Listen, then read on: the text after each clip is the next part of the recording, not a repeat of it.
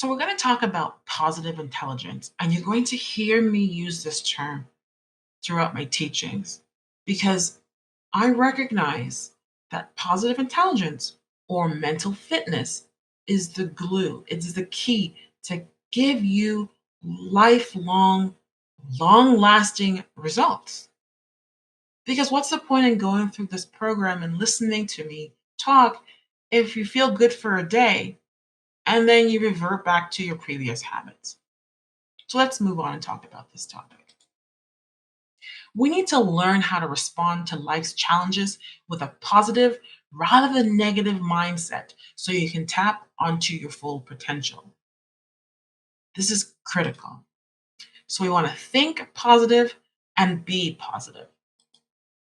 The phrase positive intelligence has gained traction in the executive coaching community, similar to how emotional intelligence dominated the previous decade and cognitive intelligence the decade before.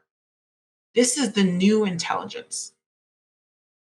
Positive intelligence is a synthesis of recent breakthroughs in neuroscience, performance science, cognitive, and behavioral psychology. Build your mental fitness by implementing powerful practices. Positive intelligence indicates how your mind acts in your best interest. And the good news is, this is a skill you can build. Remember, we can learn new skills at any age. Remember that expression, you can't teach an old dog new tricks? Well, when it comes to us and learning, that is false. You can learn new skills. This positive intelligence is based on research, and this research revealed that there are only 10 negative factors, aka saboteurs, and only 5 positive response factors. These are called the SAGE powers.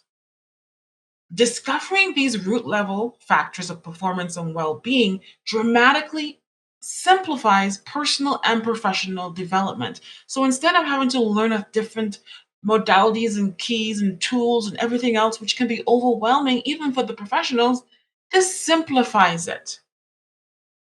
The key is we want to intercept one saboteur. So we know we're going to have the saboteur, that's part of human life. And activate the sage so that we can improve our lives in areas such as stress management, relationship improvement, performance, selling and persuasion, creativity, leadership, resilience, and happiness. And this is why it is so important because we are rewiring your brain, my brain at the root level rather than treating symptoms. So instead of putting a band aid on a problem, we are going to go in there and dig deep and solve it, recreate it at its root. So, like I said, positive intelligence is a formation of these areas: neuroscience, cognitive behavioral therapy, positive psychology, and performance science. It is important to know we have two very different regions in the brain. They're actually separated, even though we think the brain is one, it's actually two. There's the right side and the left side. The right side, we'll call it the thrive, and the left is more of the survival brain. So the survival brain, the survival region, this is where your inner saboteurs live. This is the voices in your head that generate negative emotions when you handle life's challenges. And they exist in the part of the brain called the limbic system and the brainstem, and obviously on the left side of the brain. They produce most of your stress, anxiety, self doubt, anger, shame, guilt, frustration, and mind chatter. These negative emotions are only helpful for a second to alert you to the dangers or issues. It's like the example I use with a prehistoric man or woman. You know, they're out in the forest and they see fresh dinosaur turd. Of course, they're going to panic and think, oh my goodness, I need to get out of here. They may come and eat me. So they run. Exactly. That stress is important. You're not going to sit there and just continue walking calmly and just spend time and pitch a tent. No, you leave, right? But these negative emotions are only helpful for a second. And staying in these emotions hurts your ability to see clearly and choose the most impactful response. Just like in our relationships, when you're hurt and you stay in those feelings, they impact the way you respond to your partner, your coworker, your friend, right? We've all been there. The right side, which is the thrive region, this is the cup overflowing. This is not survival. I'm not down with survival. Survival is good, but I know we can do better. We can thrive. We can have true happiness and joy. So your sage lives in an entirely different region of your brain. This is called the middle prefrontal cortex, or the empathy circuitry, and parts of the right brain. This area generates positive emotions while handling life's challenges.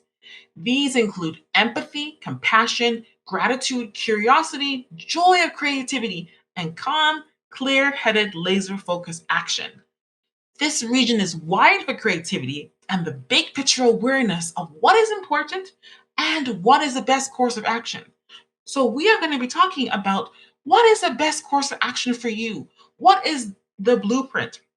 How can we curate this? We know that activating this region results in the release of endorphins. These are those feel good hormones like dopamine and oxytocin. And these counter the negative impact of stress induced cortisol. So the key is we must shift the balance of power, right? So a little bit of anatomy. Neurons make up your brain. Think of them as wires.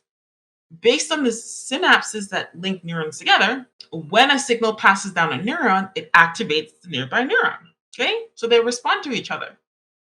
But there are several alternatives for which the signal would travel. Which neuron will be stimulated is the question. So, which side of you will be stimulated? The sage or saboteur? Each time a neuron activates another neuron, their connections get stronger, increasing the likelihood that the signal will go in that direction the following time. This constitutes a neural pathway. This is how a habit develops from a repeated behavior, this neural pathway. But there's hope. We know by intercepting the old saboteur reactions with the effective 10-second PQ rep technique, positive intelligence allows us to pause and select a fresh sage response. And this repetition results in sage neural pathways, aka muscles, to counter the old saboteur muscles. That is why our training with positive intelligence results in continuous change as opposed to effects disappearing over time. Building mental muscles is a key component of mental fitness. It goes beyond just having insights. So let's talk about the saboteur interceptor muscle.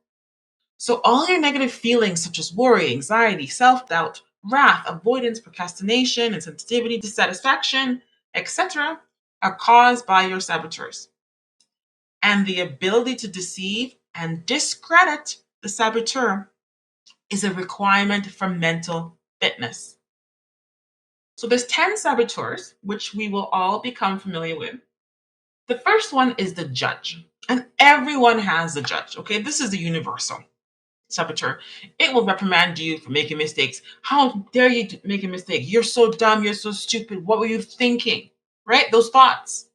It can make you anxious, prone to obsession, and fixated on the negative. The judge is the enemy.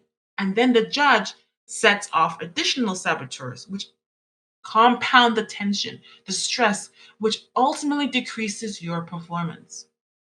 Right? I like to talk about burnout, right? So burnout is when your energy is going, going, going, going, but you're not getting replenishment of energy. I call it an energy bankruptcy. Okay? When we're under stress, more negative emotions will come our way, right? That's why burnout or stressors in one aspect of your life affect many aspects. So the second saboteur is a victim. The victim attracts attention due to its emotional issues, temperamental issues, or grumpy demeanor. The victim feels abandoned, depressed, alienated, and alone. The third is the pleaser. which you're going to have a handout below so you can learn and read more about it. The fourth is restless. Fifth is this constant worrier. This is the hypervigilant, constantly worrying about the negative. The next is the hyperachiever.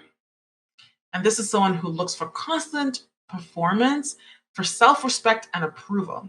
And the general need is to feel successful, since doing so fosters a sense of worthiness. The seventh is a hyper rational. They can be over focused, the perfectionist.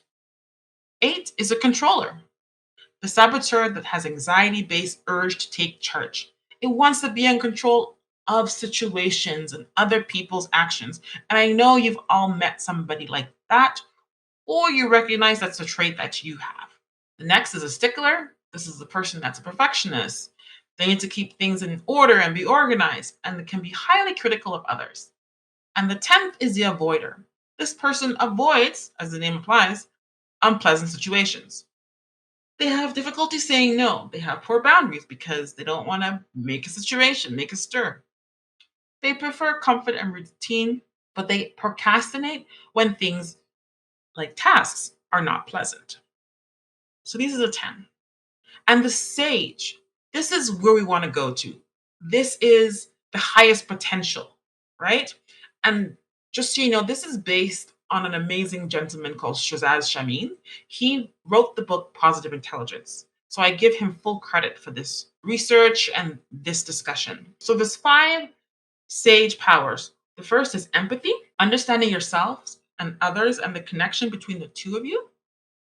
The next is exploration, the knowledge that you will explore and hold on to information you've learned along your journey. Third is innovate, looking at something from a different perspective. You might not necessarily reinvent the wheel, but you could use it better and faster than the person before you. Navigate, better tools to discern what comes at you. And you don't get down on yourself, going down these paths that might seem negative. The fifth is activation. I want you to activate that sleeping giant within you, that potential, and use the tools and motivation within you to make the absolute most of what you are given.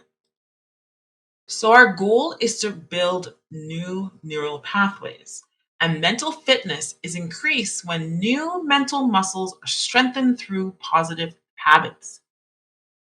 Our research defines mental fitness, and that's Shazad's research, as the measure of how quickly you can shift from negative to positive response to challenges. You may think it as bounce back, right? Not stay in the funk. Get up, go, pick yourself up with a positive attitude, with a smile. So there's 3 things we need to do and recognize. There is the saboteur interceptor muscles, self-command muscle, and the sage muscle. And we're going to go over these in further detail. All right, so we just went over positive intelligence. This is a brief overview. There will be handouts below. And as we continue this journey over the next few days, you will learn more and learn how to apply this and practice this for you so your life can be better. Thanks again. It's Dr. Mitchell. We'll see you later.